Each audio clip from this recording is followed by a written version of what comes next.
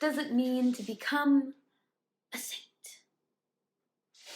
To Miriam Gurba in her memoir Mean, it means to suffer.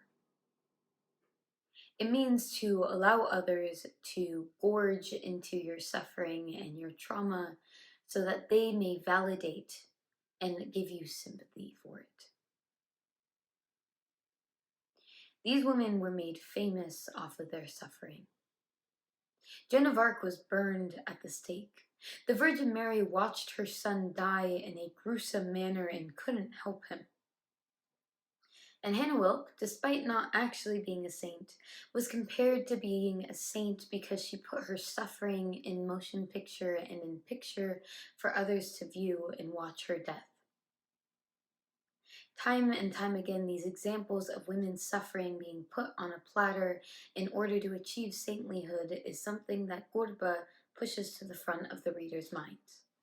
She states, on page 80, my childhood books about the lives of saints now sat on my dorm bookshelf. I wanted these legends near me. I thought of them as reference manuals. Referring to them as reference manuals may make the reader infer that they are going to be able to gorge on her own rape trauma. But instead, she uses these context clues in order to subvert readers' expectations by not giving them the allowance to have trauma porn based off of her.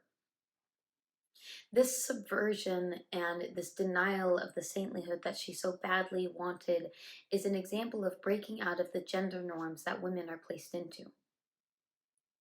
Women are expected every day to give pieces of themselves away and to suffer and to not say anything. She states on page 85, every pretty woman who lives a long enough life gets to perform an art project called Watch My Beauty Disintegrate. It is not revolutionary, it just happens. You don't have to be a beautiful woman for your beauty to disintegrate.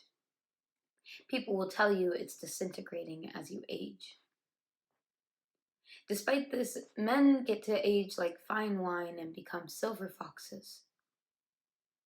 Through subverting these gender norms, she also subverts the idea that life disintegrates as you grow older.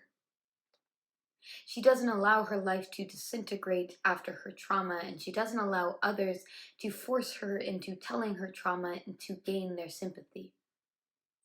She's finally telling readers that she doesn't need their validation to become a saintess.